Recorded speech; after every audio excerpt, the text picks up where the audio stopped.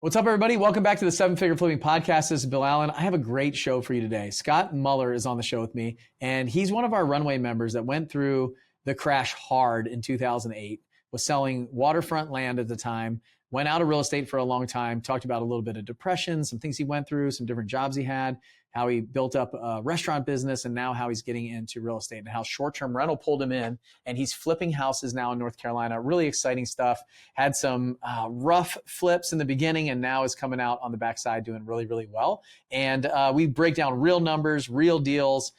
It's an amazing, amazing show, and I know you're going to love it. My name is Bill Allen, and I'm the leader of a group of elite house flippers and wholesalers called Seven Figure Flipping. We don't brag or show off our success, but instead let integrity and stewardship be our guide. We are dedicated to helping people unlock the freedom they desperately need. If you ask other real estate investors, they will say to keep your secrets quiet.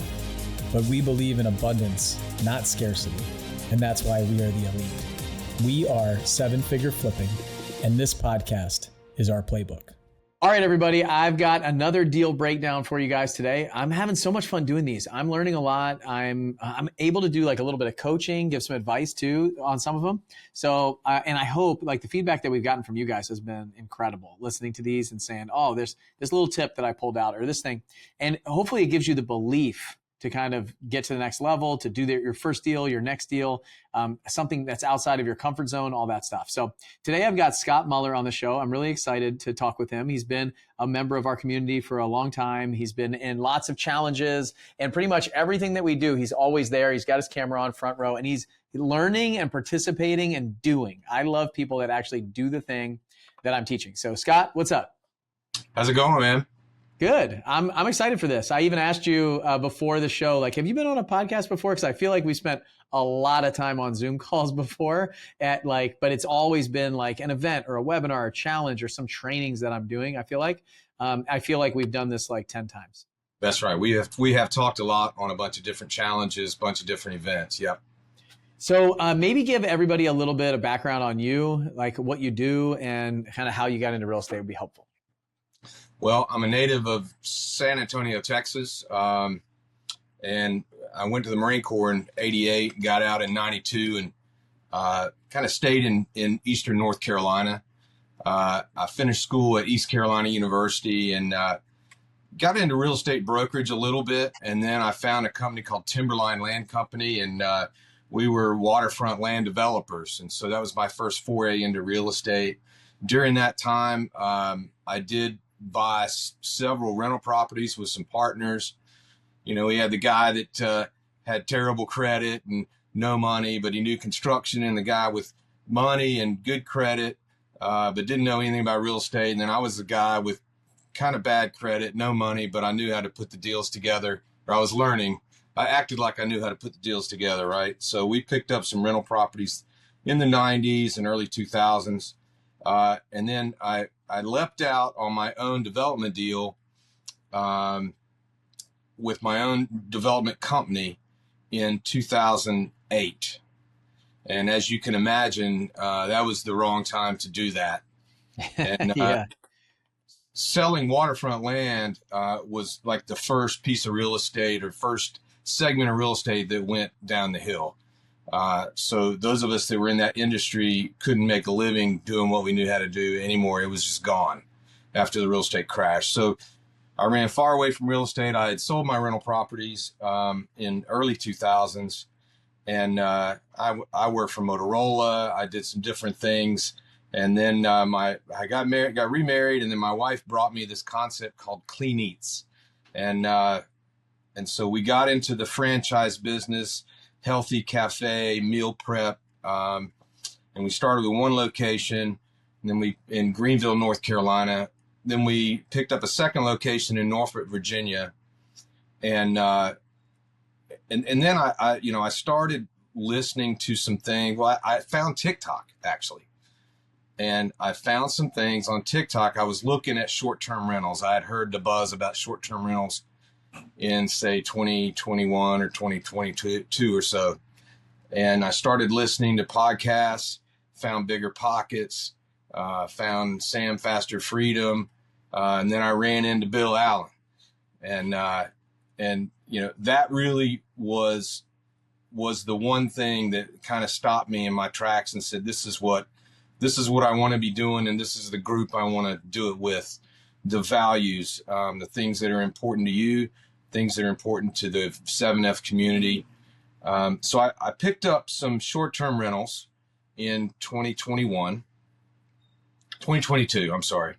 I picked one up here in Greenville, then we bought a house in Morehead City, made it into a duplex, and got those underway.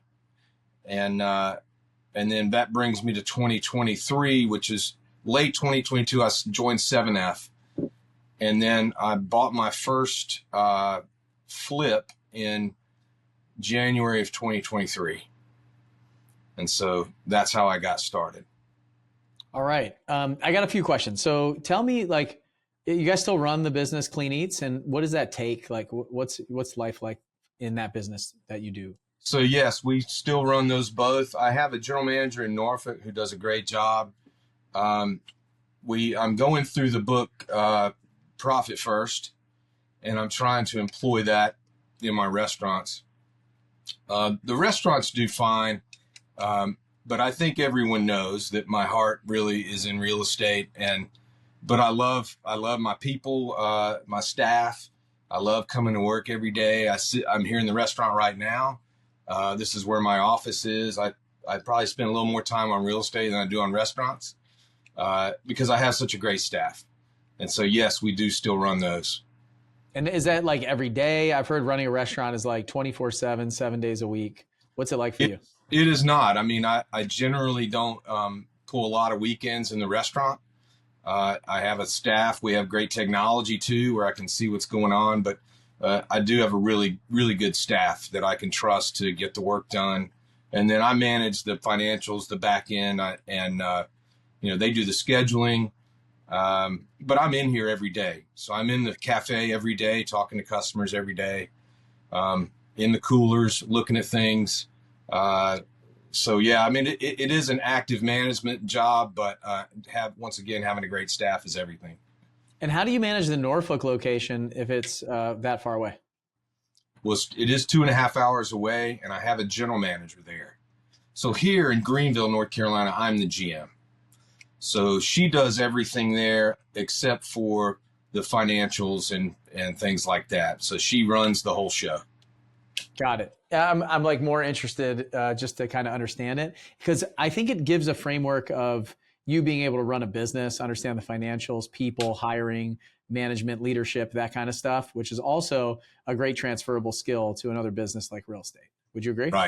Right. It's very useful. Yes, sir. Yeah. And so getting burned in like 2008, you were in real estate in the 90s, early 2000s, then 2008, and just kind of like, from there, after that, did you just kind of like just get rid of it? Was it painful? Like, tell me a little bit about that. And then what kind of brought you back? Like, how did the bug bite you again?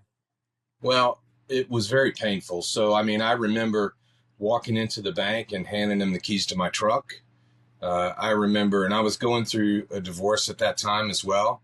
And so I remember moving out of my house. It took them 20 months to foreclose on my house. I could have stayed there for 20 months rent free. And so they finally foreclosed on the house. We owed too much to short sell it. We had leveraged everything to launch my waterfront land development business, my 401k. We had a deal that went south, and I lost everything in that. And so we had nothing left over. And so some great lessons were learned there. Don't let any one deal take you down, and spread out your risk. So I did run away from it, and I needed a job. I got into the two-way radio business with Motorola and hated that, but it served me for 5 years. And then I actually went to work for PNC Bank selling merchant services like credit card processing. And I, I didn't pay attention to real estate. I let my real estate license lapse.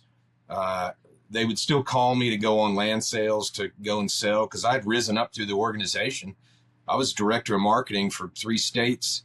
and managed a lot of salespeople, and but I just stayed away from it for a long time. But what brought me back was hearing about short-term rentals. Actually, is what brought me back. Is that because it was something new that seemed interesting to you? Well, yeah, and it was a way that we could have a house where we wanted it and be able to afford to own it and be able to use it some, but to mostly rent it out, and until one day you don't need to rent it out. Yeah, that's interesting. It gave you like a little bit different, like a different strategy, and then also something that aligned with something that you wanted to do from what sounds of it. That's right. Yeah, we really wanted a place near the water, and I knew that generational wealth for me was going to include real estate. I knew I was not going to be a 9-to-5 guy, and I didn't feel like the restaurant business is where I wanted to amass my vast fortune, right? So I knew I needed to do something else, and real estate was really all I knew. It was all I was ever good at. What's interesting to me is you talked about like obviously getting knocked down, foreclosure, keys to the truck, that kind of stuff. Like just basically getting to the point where it's like, all right, we don't have anything left. And you didn't kind of like just go in a hole, or, just you went out and got a job. Like I think about that all the time. It's like some people are like, I'm like, what's the worst that can happen? Like they're leaving their job right now. They want to get into real estate full time. And it's like, all right, well, what's the worst that can happen? Your real estate business doesn't work out. And what do you got to do? Go back and get a job again. Right. And you got to do some work. And yeah, it's the only thing I think that usually what happens is our ego gets hit pretty hard. So I know like you're a Marine, a military background. We think we're like untouchable, unstoppable a lot of times. I know I do, but I always have that in the back of my head. Like if somebody came, if I lost everything, took something, it's going to be rough, but I'm just going to have to get back on the horse and go do something for a while and figure out my next move and build it back up. So how has that been for you, like building that back up from 2008 to now? Well, it was a bumpy road, and we think that our road is going to look like this, right? But it goes like this. And I mean, I remember being unemployed and depressed in 2013, 14. Just really depressed over the breakup of the marriage, and then I went through a period of just really not doing much of anything, and I lost my job. It was kind of BS that I lost my job in terms of being my fault, but that happened. So I was cutting grass. I mean, I also play guitar and sing, and I did that for a living. Really hard during that time, and did what I had to do, and then finally got the PNC job. So once I got the PNC job, that really started to give me a stabilization, and I think it was 2014. And then I met my current wife, and she really kind of pulled me out of the hole psychologically. So from there, we really progressed as the years have gone by. Yeah, I've heard you play guitar and sing. It's really good. You've been in my barn playing music, so it was awesome. That was awesome. Look forward to doing that again. I look forward to hearing it again. It was a lot of fun. I might not even have to hire a musician. I might have to hire you next time. So you might. Okay, I'm really expensive, though. You're expensive? Yeah. Well, you're paying me to be there. So last time you paid me to play. So I think we can work something out. Yeah, we might be able to figure that out. All right, so let's talk about real estate now. And I'd like to we want to break down a deal. So I guess you mentioned buying a short-term rental, then turning another building into duplex, and having some of those. Like, what's happened since then, and what kind of deal are we going to break down today? So I started out for lack of really being able to find anything close by here in Eastern North Carolina. I'm from San Antonio, so I started out looking in San Antonio because it was target rich. There were a lot of deals to look at. I really still didn't know what I was doing, of course, and I found one, and I put that under contract in January of 2023, and then I found a second one in the same neighborhood in May and put that under contract in May of 2023. And so the first one that I found in January 2023, I finally closed on it in March of this year to sell it. So if I'm sure you're paying attention to the worst markets in the country. San Antonio is always at the top of the list of the worst, the hardest hit price corrections in the country is San Antonio, and that's one of the hardest hits. So it took us forever to sell that house. It was beautifully done, 4-bedroom, 2-bath house. And one of the things we did not see was at the very end of this major big neighborhood, which is near Lackland Air Force Base, we did not see the new construction that was not even on the map. So when you're driving back there around these new houses, if you look on your Google Maps, you're driving in a green field, right? So we didn't see that either, and that really hurt us. Is this the deal that you want to go through? No, it's not. Okay, so let me ask you a couple questions then. Do you think that was obviously part of that was the fact that you weren't local and couldn't just drive? If you were local and you could drive out there, you would have seen it? Well, I did go. Oh, I went, and I felt like I knew what I needed to know. And there was some rehab in that neighborhood. And I mean, I knew it was a lower income neighborhood, but I mean, the market was pretty hot at the time. And you know what? I wanted to get started. I really wanted to get started. And I kind of took this to heart when I've heard you and some other people say, even if you break even, look at the education you've gotten for free. And so, although I did not break even, I lost money, and I'm going to lose money on the second one that is going to close next month. I learned a lot. I learned a great deal. And fortunately, I have a bunch of them coming up closing that are going to be able to wash that stuff out and make my private lender whole and all that good stuff. But good. No, really not being there didn't have much to do with it. Got it. Before we keep going, I just want to make sure that people that are listening to this, I am not condoning losing money or breaking even just to get an education. I want you to make money. Like the goal is to make money. I say most of the time when I talk about this, it's like, look, let's just say like you're planning to make $40,000. You make 10 instead, $10,000. Like this is make money while learning opportunity or business that you're in versus let's pay to go to college and pay $150,000 to $200,000 to go to college and just to get a $50,000 job, right? $60,000 job, or I'm going to go get an MBA for 150 grand and it's going to increase my salary by 20K a year. So I think that's the change in the way of thinking that I'd like for people to do is, and just like you said, also have an attitude of like some of the deals that I've lost money on, best education I've ever got. And it allowed me and set up and prepared me to make money after that by learning the things that I learned on that job and that project. So, so yeah, I definitely don't want you to lose money, Scott. I'm upset that you lost money. Doesn't make me happy. But I definitely think with that, right, with your attitude, you can accomplish anything. And so most people get in a position where they lose money on the first deal and they get knocked out of the game or they quit or they stop instead of understanding how impactful that could be if they use it as fuel and not like pain. Right. And that's, if you talk to my wife, she's certainly heard a lot about the pain, but it is the fuel that pushes me forward to see the best deal. I want to see the best deal coming up. Yeah. Okay. So what deal are we going to go through? All right. So we bought a little 3-bedroom, 2-bath house in Dudley, North Carolina, which is just outside of Goldsboro. Dudley, North Carolina. So let me ask you, after these 2 deals that you have in San Antonio, and obviously calling them deals is a bit of a challenge, but the 2 houses that you have in San Antonio, once you did those 2, did you stop investing in San Antonio? Yes. Okay. So you bought one in January, bought one in May, and then you sold one in March and you're selling one in June, but that's all you had. Like once you've done that, you're doing deals affected now in North just Carolina. like that bankruptcy did.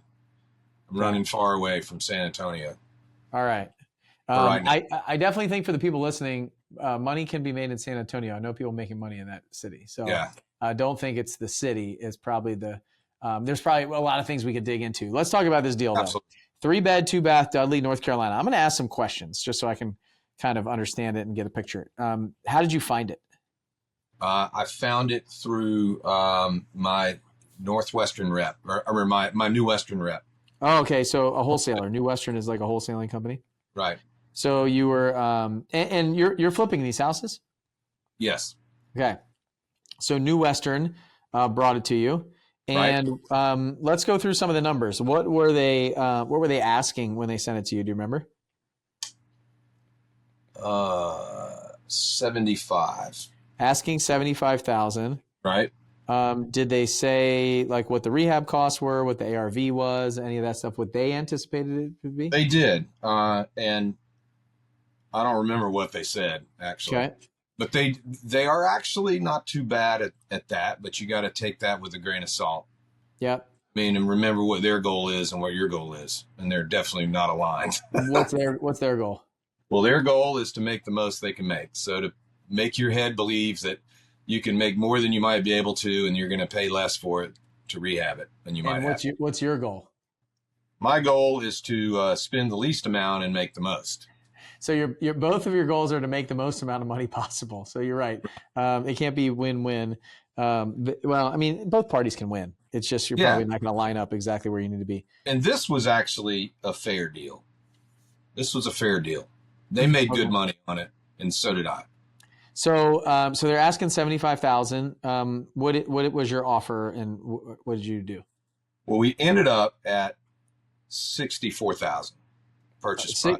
64K. Yeah. So so when you got it 60. You did what in 60? I started out at 60,000. Okay. And let me dig in a little bit more, because New Western, I understand kind of their business model. Did one of their people call you? Did they email it out to you, text it out to a big group? What was it like? Yes, all of the above. So I got emails, I got text messages, and I had been talking with this one rep for probably a month or so. So I become familiar with him. I had already looked at another property, or I'd already bought another property from New Western prior to this. Okay. And so most people would see like an asking price of 75,000, they'd run their numbers, they'd get 60 like you did, and they say, I'm not making an offer on this. Why'd you make an offer? Well, because the numbers look good. But you're $15,000 off. Most flippers think a wholesaler makes like $10,000 on their deal. So, and they would be like, I'm not even making an offer at 60,000. Why? I think they figured out that, and I didn't ask them, and I should have. I wonder if they went back to the seller and renegotiated, because I think they had some trouble with this one at their asking price. Did you know they were having trouble moving it? No. Okay. I did not. So you just figured, I'm going to put in an offer. I did the work. I'm going to submit an offer. Right. And the worst I'm going to get is a no. I mean, I didn't think they would take it by any means. But what I didn't think is that they would come down as far as they did. Yeah. It's just a good lesson. So so you looked at the ARV, looked at the rehab. Why were your numbers lower than theirs? Do you remember? Like what was the difference? Was your ARV lower? Was your rehab cost higher? What was the deal? Well, yeah, they thought the ARV was 200, and I came out with 175. Okay. So they thought 200, and then you thought 175. So I'm just writing some stuff down. Mm-hmm. New Western is 200K. Scott's 175. And then what did they think about the rehab? Do you know? I don't remember what they said rehab was. What was your rehab budget when you walked through it? What did you think it was? $62,700. You thought you were going to spend $62,700. Right. Or is that what you actually spent? No, that's what I thought I was going to spend. Well, that's the first time I got it that close. What you have like a spreadsheet that has a bunch of detailed numbers in it or something? I do have some detail if you would like. But that. I mean, you're down to like the hundreds. Most people are like 60K. I thought it'd be about 60K. You're 62,700. That's a very like precise number that you got. So that's cool. Okay, 60,700. So 175K ARV, Rehab cost 62.7. So I'm just going to do a little math on my calculator here because everybody talks about the 70% rule. So let's see if it works. Let's see if it works on your numbers. 175,000 times 0.7, that's 122.5 minus 62,700 is an offer of $59,800. So $60K. So is that why your offer used the 70% rule? Yeah, I'm pretty sure that's how I got to it. Okay. And then they didn't say like pack sand, beat it. They said, how did the negotiations go? He said, well, if you can come up to 67, I think we can make something happen. So right away they came down $8,000. Right. That's pretty good. Yeah. And then what'd you say? They've not, I've bought 2 or 3 other deals with them since, and they've not come down that much, really on any of them. And how fast was that? How fast was that response? Was it like same day? That was pretty quick because usually, well, on this case, they didn't have a one walkthrough and then your highest and best is due an hour later. That's pretty much what they're doing right now, especially if it's a kind of a hot property. You get to, they're going to show it all to everybody at once. You walk through one at a time. And then once the showing time is over, highest and best is due in an hour. Got it. So this one was more like we did a walkthrough. I walked through. Yeah, it was on a lockbox. Got it. And you're making an offer. Okay, cool. So then what did you say when they said 67? I said I can go as far as 64, and that's it. Nice. Or no, I said 62, and he said I think 64 will get it. Okay. And I took it. And then you said, okay, done. Yeah. All right. So hopefully that gives a little bit of like understanding of how this process goes sometimes. Some of the people that are listening may have never worked with a wholesaler before, like they might have run their numbers and been like, I'm $15,000 low. I don't want to offend them. I'm not even putting in an offer. Always put an offer, no matter what. You did the work. You went to see the property. You analyzed it. You ran the numbers. Right. You ran the comps. You looked at, Scott put it into his detailed spreadsheet for rehab costs, got $62,700. I'm surprised his offer wasn't $59,800, but it said 60. And then you negotiate like that. Okay. So how did you finance this project? So you needed $64K to purchase plus closing costs plus $62,700 for the rehab. How did you finance it? Right. So actually, my wholesaler, I was maxed out with Kiavi. Okay, I had 3 deals and no exits. 3 deals in there and no exits, and so I had to have a different source. So my New Western rep gave a name to me. The company is called Hometown Capital Funding. Okay.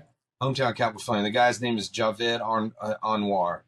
Really knowledgeable guy with especially helping you come up to your ARV. Very knowledgeable on how to pick all that apart. So I've learned a lot from him over the last couple of deals. He's just financed the 3rd one with me. So nice. And what did he think of the ARV? He actually liked my ARV. Nice. He gave me an 80% loan. Okay, 80% purchase price. Right. So that's a 51.3 loan and 100% of the rehab. On a draw? Yeah. So you need it. So what that means is you need to like pre-fund some of the repairs before they'll pay it out. Whether it's and one of the cool things about this lender is they have an arrangement with Home Depot to where they will pay your material costs directly out of your rehab budget. Oh, that's nice. You don't have to prepay your materials. Well, some of the nice things on a draw, what I used to do, just as a piece of advice for anybody listening, is on the draw, I used to get my contractor to give me like, net 14 or net 30 on the labor, so no upfront labor costs, but I would pay all the upfront materials. And then I would put all the materials on a credit card, right? And so that's a net 30, right? Usually depending on when the monthly, like the bill closes. But I would put on a credit card, and then let's say we buy like $15,000 worth of materials, right? But I'm not paying for labor up front. Then they do the work, and then I'd put a $15,000 draw request in for the work and what we did, and then I get my $15,000, and then I would quickly do like another $10,000 draw, another $10,000 draw, and so I'd be able to pay my $15,000 in material costs from the first two draws, and catch up on the labor, so that I was like a little bit ahead on the lender. So I didn't have a ton of out of pocket money. And hopefully that makes sense. Now, I wouldn't recommend doing that today. I would still, if I was doing this, I'd raise like 110 or 115% of the all-in cost of private money. Right. So whatever's left that's needed in private funds on a second or an unsecured loan, and then backfill what's required. So, I did have a private lender. Okay, so you got 51.3 and then 100% of the rehab. So you probably had like another $10,000 or $12,000 in purchase price and closing costs, and then whatever draw. So how much did you borrow at private money? 40,000. 40K. That's good. I think that would like overfund the deal, so you wouldn't have any of your money in your own money in there. And how did you? What kind of terms were on that? And how did you find that private money lender? You have to say who it is. But. She's somebody I went to college with. She's actually a real estate agent in Raleigh, and she. She's in 2 deals with me, and she's my listing agent on any deals in her territory. Nice. So how did she find out that you were doing this? Well, she saw this was all social media posts. I mean, I did the 500K challenge. Yeah. I did that for like 11 and a half days. Well, if you did it for the full 30, you'd have a lot more money. But. I know it. You're right. You're exactly right. Anybody listening, if you're doing the 500K challenge, do whatever it takes to go the 30 days, because you're going to have to put that out there anyway. You might as well do it all at once and get all this interest all at once. And then it snowballs. So what kind of terms you got on this 40K? I gave her 12% annualized, no payments. No payments? Right. So balloons. Right. Balloon. Right. So that means like no cash flow problems. And then what a rough estimate, what does the lender got? What kind of rates is on that? Okay. Well, they're a little bit different. So they do 9.5% for the first 2 months. Okay. And then 15.5% after that. Any points? 3 points. And junk fees? Like appraisal fees and that kind of stuff? Probably another 1,000. Some fees. Okay, cool. Yeah. And then, so one thing that I noticed, just to point out, that I kind of skipped over, is what was really cool and interesting to me is that the wholesaler had a lender that they referred Scott to. Did you hear that? So he's like, oh, my hard money lender is giving me trouble. I got 3. They're like, oh, no problem. Let me just connect you with one of ours. So they're problem solving to get the deal closed. Right. Like they just want to get the deal closed. So what I hope, if you're a wholesaler, what you heard was, man, I need to get a local hard money lender that I can network with, or multiple, so that I can point these folks in the right direction as to a hard money lender. And on top of that, it's a way that you can double dip inside your deals. So you can actually then make the assignment fee and sell the contract for a fee. And then if Scott or whoever is buying your deal uses that hard money lender, a lot of times the hard money lender pays a referral fee back to the wholesaler. So now you can make money in 2 areas. Yeah, I mean, I don't know if they do that, but I'm sure they do. I mean, I'm almost like certain they do.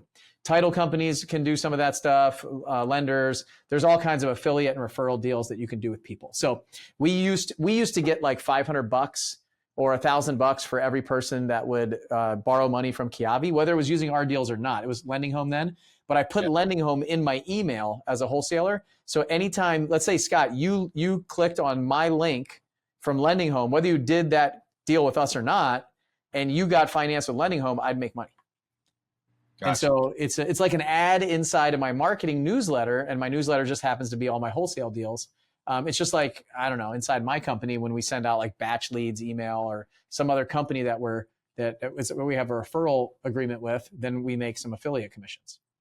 So you can do the same thing inside your business. You can do the same thing right now with referring title companies or your contractors, or other flippers to use different people. You can make money that way too. So hopefully that's a big lesson learned from the other wholesalers out there. And So yeah, so I'm sure they made money off of that, Scott, but I don't know if they did or not. If they were smart, they did. And then, okay, so we got this. I will say that the thing about New Western is it's not an assignment, it's a double closing.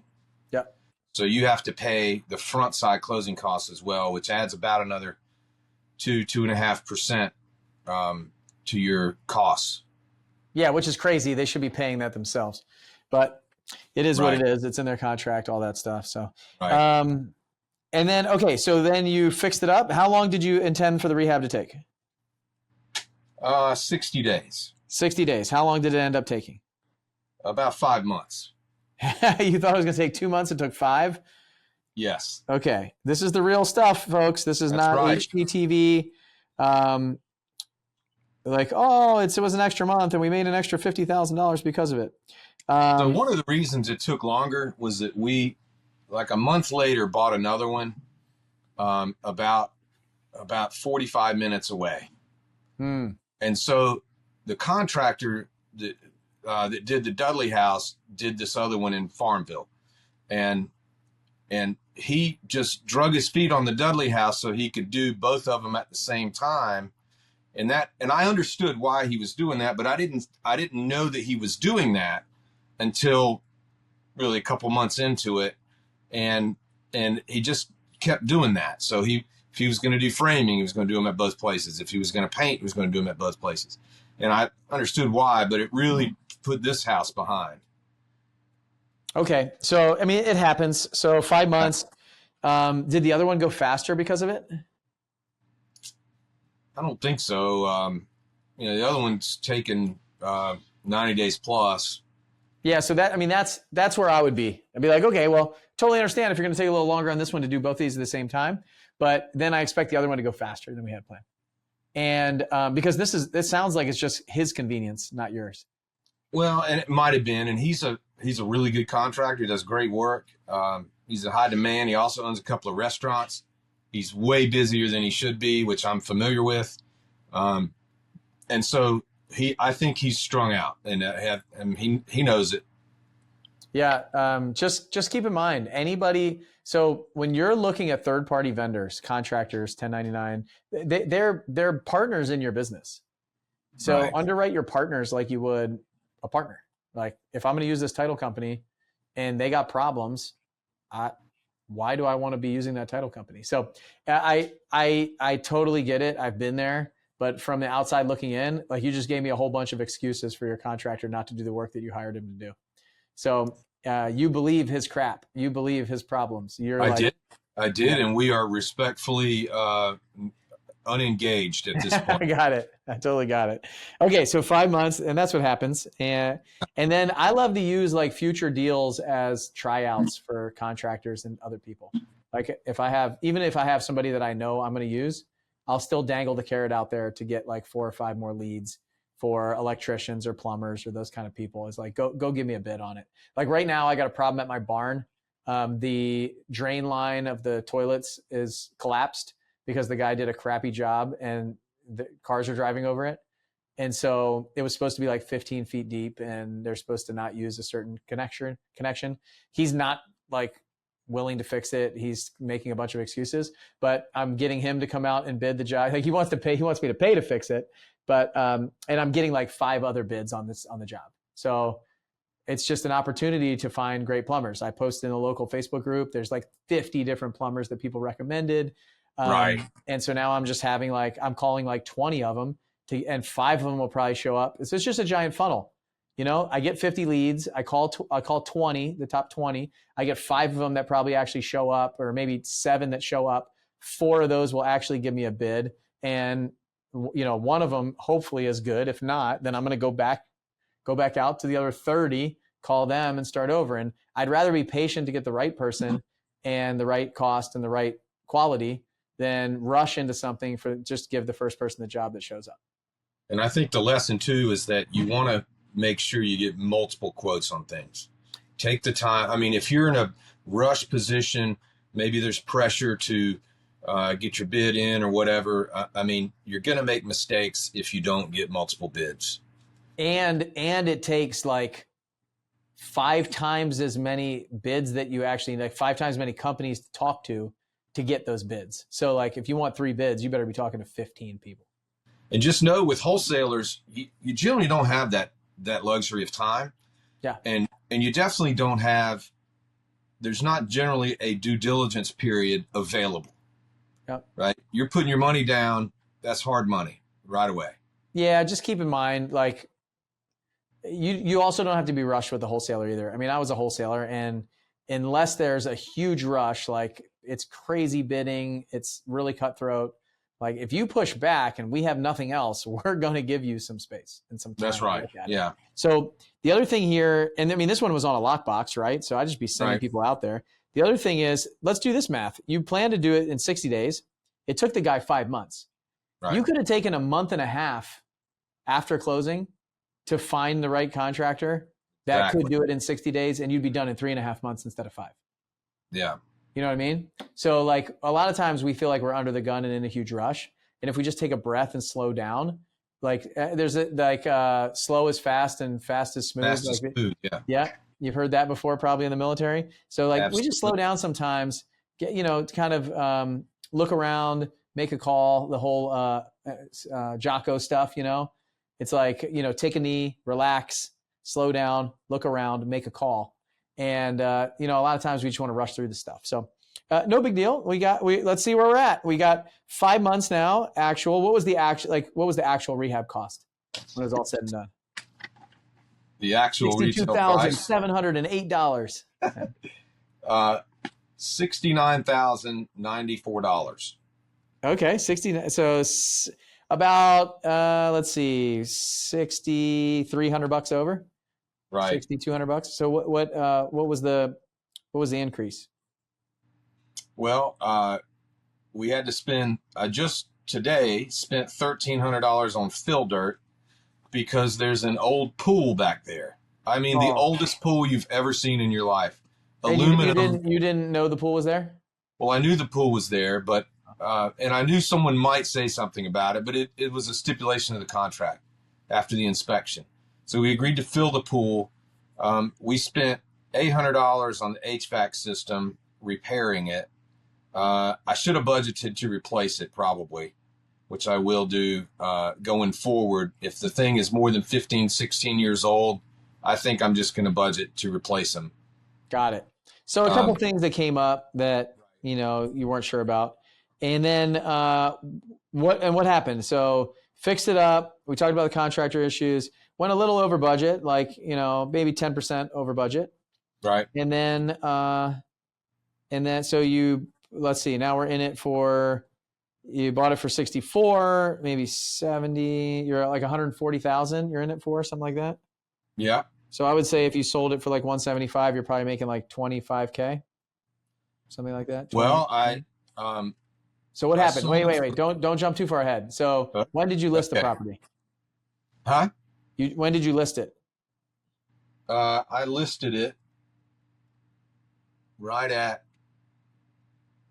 that was, let's see, what's today? I listed it like the 1st of May. Okay. Listed May 1st. No, what did you end up listing it for? Mid-April. Okay. Mid-April. Okay.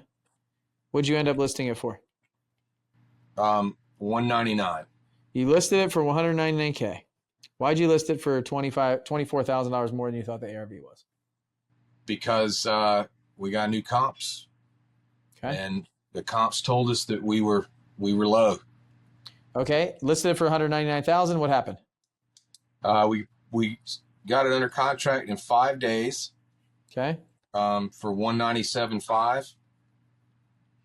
And I ended up giving $3,250 in concessions. Okay. So concessions are like closing costs, prepays, those kind of things for those that don't know. So I'm giving away a home warranty and then $2,500 in closing costs. Okay. What kind of loan was it? It was a conventional loan. Conventional loan. Okay.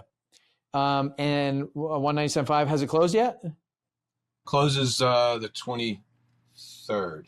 Okay, good. We'll make sure to put this out after that so it's not bad luck for you. Right. Okay. Right.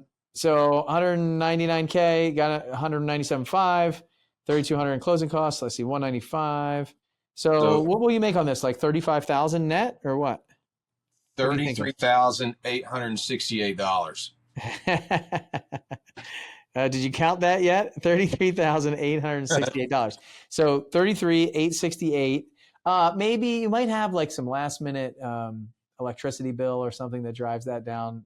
I figured that in there. Oh, you did. Okay, you're yeah. like me. Are you? I like the engineer sharpen the pencil. This is exactly what I have all my spreadsheets. So I just want people to know $197,500, and he's all in under 140,000. So probably like 138 before money costs and all that stuff.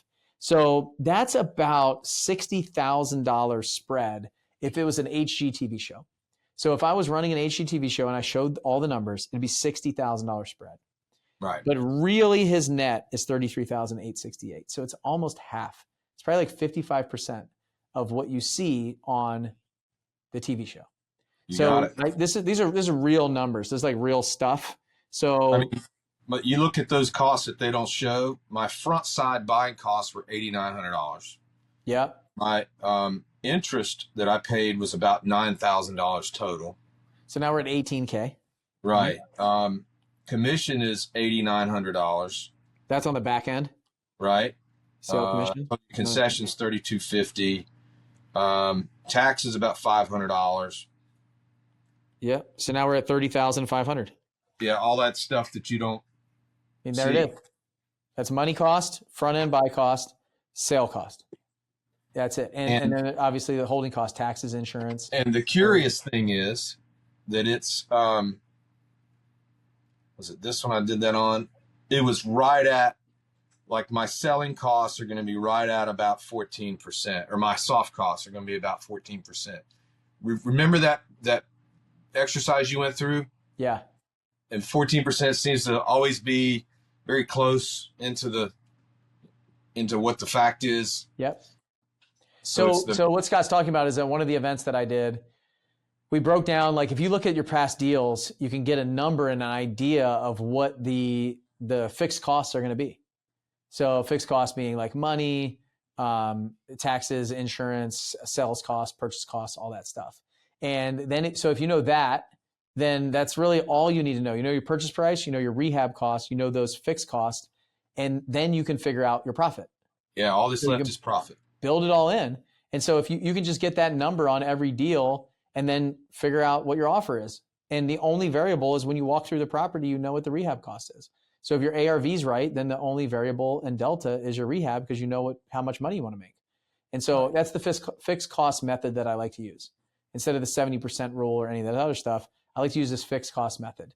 And if you're in New York City or New York State, where you have like really expensive taxes, maybe New Jersey, places like that, where the selling cost, the buying cost, the taxes are really high, you might be closer to like 20% on your fixed cost.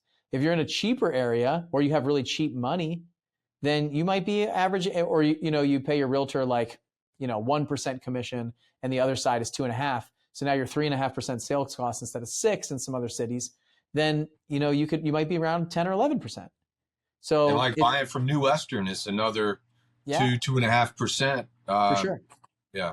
So depending on where you source the project, it kind of make those adjustments. So that's how you dial in your numbers over time, or you talk to somebody else, like if, for example, who's in our runway program in your area, and say, hey, let me see your last like 5 or 6 deals of where you're at. Or somebody who's in altitude if you're in runway. Like that's the knowledge base that you can grab and say, okay, this is it, instead of trying to figure it out yourself. So this is the real deal. This is how it works. Obviously, if he did the rehab in 2 months or 3 months, may have been an adjustment. However, on the other side of that coin, April this year, you're in the spring selling season, you got some new comps, it might have helped you too. So, there is something to be said for that when you look back and like, okay, what would it have been if we were selling in January or February? Maybe we only would have got 180,000 or 185,000 for the project. So and the holding costs were less than 10 or 15K. So sometimes it works out in your favor. And that's just something to think about is real estate. This is a little bit of timing, a little bit of luck, and a lot of skill.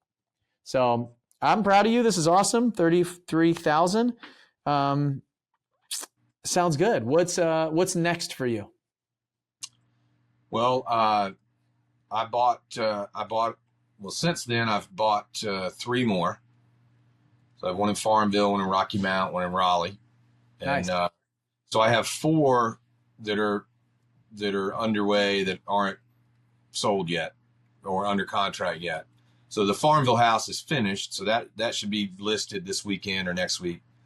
Then I'll have 3 more in various stages of construction. And I went and looked at one today. I put that out there in the runway, and we didn't get it. It was on the market for 99,000. I offered as high as 85, and it went for 110. Wow. According to the wholesaler, which he's an honest guy. He's not going to blow smoke, but stick to your numbers. That's it. Yeah. It's a game of reps. It's a game of reps, sticking to your numbers. And I tell you what, I would have said it went for 110 to you too, because what I'm trying to do is I'm trying to drive your prices up. I'm trying to make sure that you add an extra $2,000 or $3,000 on the next one. It's smart. And I felt good about it because it's half a mile from this house we're talking about. It's all right. So I know that market now. Good. Yeah. Well, I'm excited for you. Where do you think, what would you say to somebody who is thinking about joining the Runway program, and how did it help you? Well, I think that, there's no question. It's not even that I think. If I wasn't in the Runway program, I know for sure I would not have had the courage and the backing to go after, to take action. So there were the times when I was on the phone with Rich Abreu and going through deals. He would pick them apart, and in our accountability, we pick our deals apart and talk about, have you done this? Have you done that? You need to try this. You need to get in touch with this person. Why haven't you done this? Oh, well, I kind of feel bad I didn't get that done. So it makes you feel more motivated to have that accountability call every week, like we have in the Runway program. But I would not have taken the action. I would have been too scared, because there's a lot of unknowns in this business, a lot of unknowns. Yeah, I feel that for sure. And I don't think you'll get it all figured out there, but you got a tribe around you, you got support, and you're doing the work. You're taking the action, you're doing the things, you're making offers, you're getting in there, and you're getting your at bats and your swings, and that's what's important. And then to have somebody that's walking alongside of you is important too. Right. We haven't even scratched the surface on going direct to seller. So that's our next move is, I went through the simulator a couple of times, and then that week that you spent breaking a couple of deals apart, making calls and all that, batch leads, that kind of thing. So that's our next move next week, is really, really getting that underway. Nice. Well, I'm excited for you. This makes me happy, because I know it's been difficult over the last, the timing again, through your San Antonio stuff, it's just unlucky timing.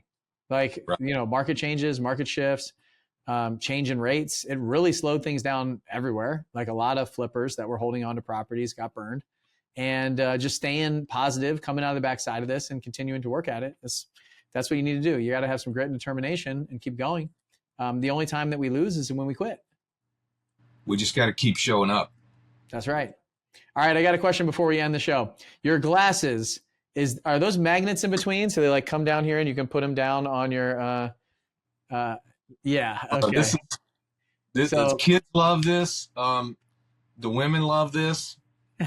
It's, for an old guy with glasses, you're like a half a tick sexier if you got these click glasses. There's a magnet in the middle if you're not watching the video, and you can kind of pull apart the 2 lenses in the middle. They can probably hear it. Probably. So my dad has these glasses. He's got probably 50 of them. And he comes and visits us from Tampa to Nashville. And my kids, they're indestructible glasses, you can't break them. And so he lets my kids, I'm like, Dad, don't let my kids have them. He's like, oh, they're not that expensive. And I got tons of them. And so they'll just jump on his lap and like pull him apart and put them back together and pull them apart. But it's their favorite thing to do. When I saw him, I was like, oh my gosh, these are my dad's glasses.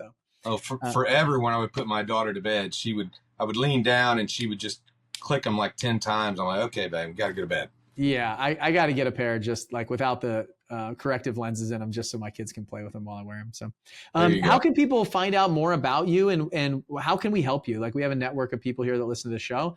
Maybe there's some people in your area that have deals that want to wholesale them to you. Maybe there's some contractors in your area. Maybe there's some money. Like what's the best thing that how people can support you and how can they reach out to you? Well, I am easily accessible on Instagram. Just Scott Mueller on Instagram. And it's Mueller. Mueller. I think that's what it is. And I'm on Facebook. I'm easy to find. You can come into Clean Eats. I'm here all the time in Greenville, North Carolina. But I mean, what I need the most is people with lazy money that want to do something with it.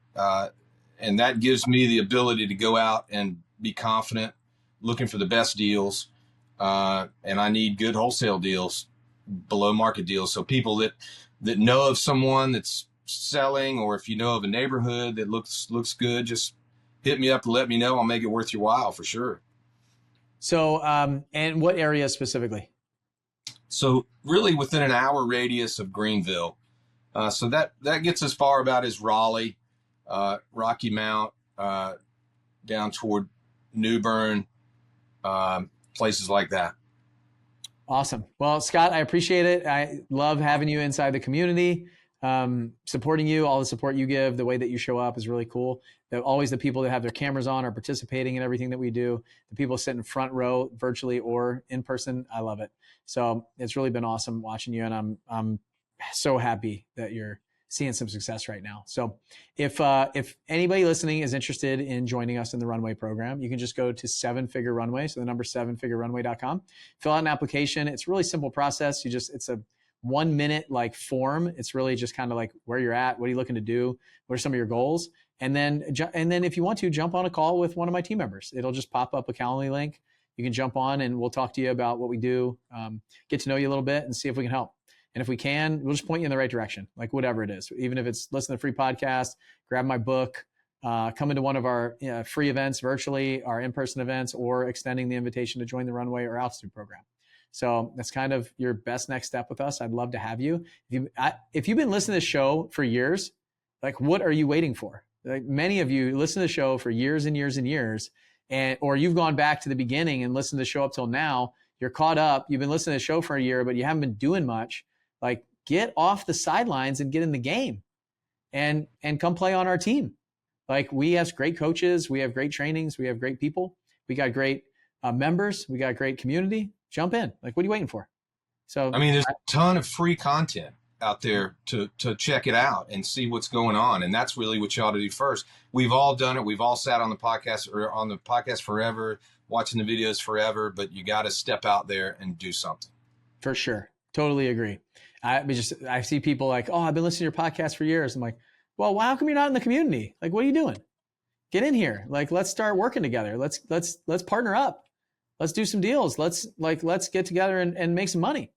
Like, what are you waiting for? You know? And I think it's easy for, I don't know. I listened to podcasts for a while before I jumped in.